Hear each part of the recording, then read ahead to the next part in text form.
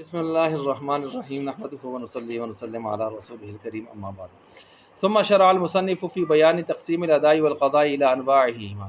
اچھا، پیچھے آپ نے یہ پڑھا تھا نا کہ ادا اور قضاء ان کی قسمیں، نقشہ بھی آپ نے پڑھا تھا، اور وہ نقشہ بھی ماشاءاللہ آپ لوگوں نے اچھا خاصا حل کیا۔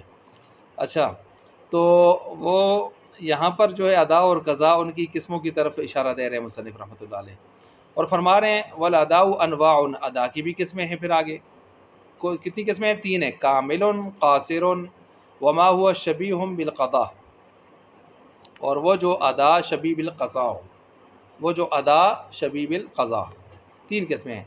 لیکن آگے یہ تو منار والے نے کہہ دیا، صاحب منار نے کہا، لیکن مولا جیون نے یہاں پر گرفت کی، وہ کہتے ہیں فی عادت تقسیم مسامحۃ، اس میں کچھ مسٹیک ہے، لأن الاقسام، اس وجہ سے کہ اقسام جو ہوتی ہیں لا تقابل فیما بین، یہاں پر اقسام کے درمیان میں کیا ہونا چاہیے؟ تقابل ہونا چاہیے، اور یہاں تقابل نہیں بن رہا۔ تقابل کیسے نہیں بن رہا؟ کہ شبیہ بالقضاء جو آپ نے تیسری قسم بنائی ہے، ادا شبیہ بالقضاء، اس میں تمام حقوق کی رعایت کریں تو یہ ادائے کامل بن جاتا ہے، اور تمام حقوق کی رعایت نہ کریں تو پھر یہ کیا بن جاتا ہے؟ قاصر بن جاتا ہے۔ تو پھر یہ تو جمع ہو رہے ہیں دونوں آپس میں، تو اقسام میں تو تقابل ہوتا ہے، تقابل نہیں پایا جا رہا۔ اب پھر کیا کریں؟ کہتے ہیں ویم بغی، مناسب یہ ہے ان یقولا، صاحب منار یوں کہتے ہیں، کیسے کہتے ہیں؟ والادا و انواع، ادا کی قسمیں ہیں چند، ادا نمبر ایک ادا محض، ادائے محض ہے، وہ اور وہ اس کی آگے پھر دو قسمیں ادائے محض کی، وہ نوعانی کامل و قاصر، تو کامل اور قاصر کو ادائے محض کی قسم بنا دینا چاہیے تھا ان کو۔ اچھا، اور نمبر دو واداء ہوا شبیہ بالقضاء، اور دوسری قسم ادا شبیہ بالقضاء بنا دینی چاہیے، جس کو تیسری بنایا اس کو دوسری بنا دیں، اور جو جس کو پہلی بنایا ہے پہلی دوسری، اس کو گٹھا کر کے ادائے محض میں لے آئیں، تو ان میں تقابل بن جائے گا، اور یہ ٹھیک تھا۔ وَيُعْنَى بِالْأَدَاءِ الْمَحْضِ، اور اس کے ساتھ اس کو مراد دیا جائے ادائے محض۔ ادائے محض کون سی ہوتی ہے؟ ما لا يكون فيه شبہ بالقضاء بوجہ من الوجوہ، کہ جس کے اندر کسی قسم کی کوئی تشبیہ قضاء کے ساتھ نہ پائی جائے، وہ ادائے محض ہے۔ لا من حیث تغیر الوقت، نہ ہی تغیر وقت کے ساتھ، تغیر وقت کے ساتھ بھی نہ پایا جائے اس کے اندر کوئی، کیوں؟ وقت گزرتا ہے تو ادا کا تو آگے کیا آ جاتی ہے؟ قضاء آ جاتی ہے، تغیر ہو جاتا ہے۔ ولا من حیث التزامی، اور نہ التزام کی حیثیت سے، نہ التزام کی حیثیت سے۔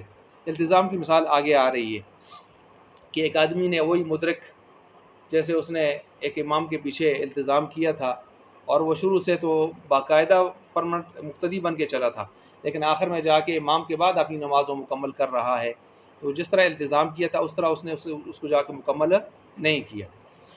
وَيُعْنَى بِالشَّبِيهِ بِالْقَضَاء، اور یہاں پر جو جس میں جو مراد لیے جا رہے شبیہ بالقضاء، وہ ہے ما فیہ شبہ بہ من حیث التزامہ، کہ جس کے اندر کوئی تشبیہ پائی جائے، کوئی مشابہات پائی جائے التزام کی حیثیت سے۔ وَيُعْنَى بِالْكَامِلِ، اور یہاں پر جو کامل کو لیا جا رہا ہے ما یؤدی علی الوجہ الذی، وہ ہے کہ جو پہنچائے اس طور پر الذی شرع علیہ، جس پر چیز کو مشروع کیا گیا تھا اسی صفت پر قائم رکھتے ہوئے اس کو آپ کیا کر لیں؟ پہنچا دیں۔ ٹھیک ہے جی، جس طرح آپ نے نماز شروع کی ہے جماعت کے ساتھ، شروع سے امام کے ساتھ، تو آخر میں جا کے امام ہی کے ساتھ آپ نے سلام پھیرا ہے، تو جس طرح آپ نے شروع کی تھی ایسے ہی جا کے نماز کو کیا کر لیا؟ مکمل کر لیا ہے، تو اس کو ادائے کامل کہتے ہیں۔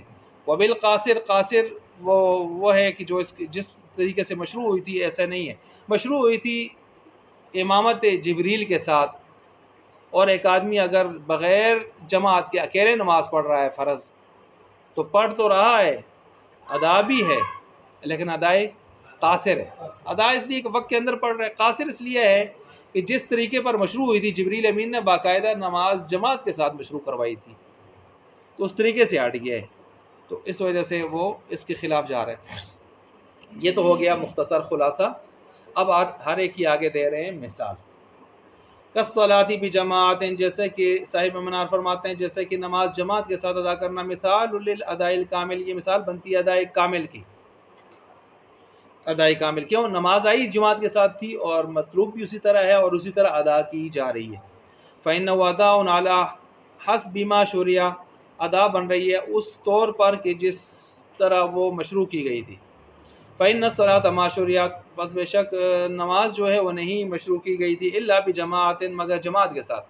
لأن جبریل علیہ السلام علم الرسول بالجماعت فی یومین جبریل امین نے 2 دن آ کر اول و آخر وقتوں میں امامت جبریلی کے ساتھ ہی اس نماز کو پڑھایا تھا. جی آپ علیہ السلام جی اکیلے. والصلاۃ منفردن اور یہ دوسری یہ مثال آ گئی ہے نماز اکیلے پڑھنا. مثال للاداء القاصر یہ کس میں مثال بن رہی ہے؟ ادائے قاصر کی. ادا تو ہے وقت کے اندر ہو رہی ہے لیکن چونکہ وہ امامت جبریلی سے ہٹ کر ہے تو لہٰذا یہ قاصر ہے. فإنه أداء على خلاف ما شرع علیہ پس بے شک یہ ادا تو ہو رہی ہے اپنے وقت میں ہے علی خلاف لیکن خلاف اس کے مخالف ہے جس طریقے پر مشروع کی گئی ہے نماز. ولہذا يسقط وجوب الظہر یہ اب قاصر کیوں کہتے ہیں؟ قاصر ہونے کی ایک دلیل دے رہے ہیں آپ کو. کہتے ہیں مثلا دیکھ لیجئے اسی وجہ سے ساقط ہو جاتا ہے یسقط وجوب الجہری فی الجہریت عن المنفرد لا جوازہ کہ آپ دیکھتے ہیں نا کہ ایک آدمی اگر جماعت کے ساتھ نماز پڑھتا تو امام کے اوپر قرات کرنا صبح کی نماز میں اور عشاء کی نماز میں مغرب کی نماز میں جہر واجب ہے نا. ہاں لیکن اگر ایک آدمی وہی نماز دن کے وقت پڑھ رہا ہے یا اپنی جگہ الگ پڑھ رہا ہے بے شک رات کو پڑھ رہا ہے تو جہر اس سے کیا ہو جاتا ہے؟ ساقط. حالانکہ جہر وہاں واجب تھا. تو مطلب یہ ہے کہ قاصر ہو گئی نماز نا. اس کو دوسرے انداز میں آپ یہ ہو گیا اس لحاظ سے. اچھا وفعل اللاحقی اور اسی طرح اگر آپ دیکھیں لاحق کا فعل یہ اب تیسری کی مثال آ رہی ہے. لاحق کا فعل بعد فراغ الامام حتی لا يتغیر فرضه بنیت الاقامہ یعنی لاحق کسے کہتے ہیں؟ جو آدمی شروع سے ہی امام کے ساتھ آیا لیکن درمیان میں کوئی عذر پیش آیا چلا گیا وضو کر کے آیا یا سویا رہا یا جیسے بھی اب امام کے بعد وہ اپنی نماز کو مکمل کر رہا ہے. تو کہتے ہیں کہ یہ مثال الاداء الشبیہ بالقضاء یہ مثال ادا کی بن رہی ہے. ادا کی کیوں بن رہی ہے اس کی وجہ آگے بتا رہے ہیں اور شبیہ بالقضاء کے ہیں اس کو بھی آگے بتا رہے ہیں. مثال بن رہی ہے ادا شبیہ بالقضاء کی فإن اللاحق پس بے شک لاحق والذی التزم الاداء مع الامام اس وجہ سے کہ لاحق وہ ہے کہ جس نے التزام کیا ہے ادا کا. اچھا جی تو لاحق نے التزام کیا ہے ادا کا امام کے ساتھ اول تحریمہ سے. ثم سبقہ الحدث پھر اس کو حدث لاحق ہو گیا نماز کے دوران. یہاں یہ یاد رکھیں مقتدی بھی مسافر ہے اور امام بھی مسافر ہے. اچھا مقتدی بھی مسافر ہے اور امام بھی دونوں مسافر ہیں یہ ذہن میں رکھیں. یہاں انہوں نے پوری تشریح نہیں کی ہوئی. ثم سبقہ الحدث پھر اس کو حدث لاحق ہو گیا. فتوضا پس اس نے وضو کر لیا. واتم بقیۃ الصلاۃ اور باقی نماز اس نے آ کے تام کر لی بعد فراغ الامام امام کے فارغ ہو جانے کے اسلام پھیرنے کے بعد. فإن هذا الاتمام اداء یہ تام کرنا مکمل کرنا نماز کا ادا ہے من حیث بقاء الوقت اس حیثیت سے کہ وقت ابھی تو باقی ہے. وقت تو باقی ہے. وقت باقی ہو تو اس کے اندر جو نماز پڑھی جائے تو وہ کیا ہوتا ہے؟ ادا. وشبیہ بالقضاء اور شبیہ بالقضاء بھی ہے یہ ادا. کیوں؟ وجہ کیا ہے؟ من حیث انہ لم یؤدی کما التزم جس طرح اس نے شروع کی تھی نماز اس طرح مکمل نہیں کر رہا. شروع کیسے کی تھی؟ شروع کی تھی امام کے ساتھ تکبیر تحریمہ کہتے ہوئے امام کے ساتھ اور ختم کر رہا ہے امام کی نماز گئی ختم ہو گئی اب اس کے بعد اکیلے میں ختم کر رہا ہے. وقت باقی ہے تو ادا ہے لیکن چونکہ قضاء کے ساتھ کیوں مشابہ ہو گئی اب امام کے بغیر اپنے طور پر جا کے آخر میں مکمل کر رہا ہے. اگرچہ ترتیب پھر بھی وہی رکھے گا. کوئی سی رکعت اس کی رہ گئی ہے ایک رہ گئی دو رہ گئی ہے لیکن یہ بھی یاد رکھیں نا جو لاحق ہوتا ہے لاحق نے اسی طرح چلنا ہوتا ہے جس طرح امام کے پیچھے چلتا ہے. ترتیب وہی رکھیں گے یہاں تک کہ کھڑے ہو کے وہ خاموش ہی رہے گا. اچھا تو ولما کانا اب یہاں سے ولما کانا سے اشکال کا جواب دے رہے ہیں. کہتے ہیں یار آپ نے تیسری قسم کا نام رکھا ہے ادا مشابہ بالقضاء. اس کو الٹ کر دیتے قضاء مشابہ بالادا اس طرح کہہ دیتے. تو آپ نے یہ نام کیوں رکھا ادا مشابہ بالقضاء؟ تو کہتے ہیں اس وجہ سے کہ ادا کا معنی اصل ہے اور قضاء کا معنی اس کے تابع ہے. ادا کا معنی اصل ہے اور قضا کا معنی تابع ہے۔ اب جب قضا کا معنی تابع ہے، کیوں؟ ادا وقت کے اندر ہے نا، تو اس وجہ سے ادا ہے، اور قضا اس لیے کہ التزام کے طریقے سے ذرا ہٹ کر ہو گئی ہے، تو اصل میں تو ادا ہی ہے نا، وقت کے اندر ہو رہی ہے، لہٰذا التزام وصف جو ہے، التزام وصف جو ہے وہ یہاں پر جس کو دیکھیں ہم، تو اصل وہ ادا ہے، تو نام رکھنے میں ہم اصل کو دیکھتے ہیں، تابع کو نہیں دیکھتے، اس لیے ہم نے اصل کا اعتبار کیا، اصل کیا تھا؟ ادا، تو اس لیے ہم نے کہا ادا۔ لیکن چونکہ اس التزام اس طریقے پر نہیں ہے جس التزام طریقے پر اس نے شروع کی تھی، تو اس کو دیکھتے ہوئے ہم نے اس کو کیا کہا؟ قضا، تو پھر ہم نے کہا ادا مشابہ بالقضا، ادا شبیہ بالقضا، یہ نام اس لیے رکھا۔ ولما کان معنی الاداء فی من حیث الاصل، اور جب ہے معنی ادا اصل، ومعنی القضاء من حیث التبع، اور معنی قضا تابع، جعل اداء، اس کو بنا دیا ادا شبیہا بالقضاء، جعل اداء شبیہا بالقضاء، اس کو بنا دیا ادا شبیہ بالقضاء۔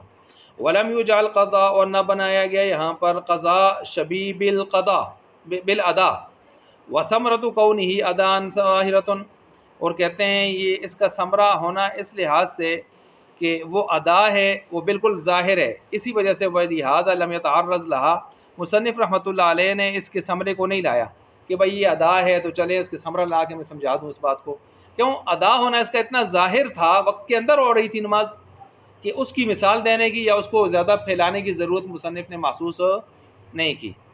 وَثَمْرَةُ كَوْنِهِ شَبِيهًا بِالْقَضَاء، اور اس کا ثمرہ لایا ہے کہ وہ شبیہ بالقضاء ہے، کیونکہ یہ چیز ذرا سمجھانے والی تھی، تو فرماتے ہیں اس کا ثمرہ یہ ہے انہ لا يتغیر فرضہ حینئذ بنیۃ الاقامۃ، کہ نہیں متغیر ہوتے اس کے فرض اقامت کی نیت کرنے سے، اقامت کی نیت کرنے سے، بأن بئی طور پر کہ کانا ھذا اللاحق، یہ لاحق جو ہے مسافر بن جائے، مسافر ہو، اقتدا بمسافر، اقتدا کر رہا ہو مسافر کی۔ دیکھیں یہ مسئلہ آپ مسافر کا ادھر لایا انہوں نے، حالانکہ چل اوپر سے رہا ہے نا۔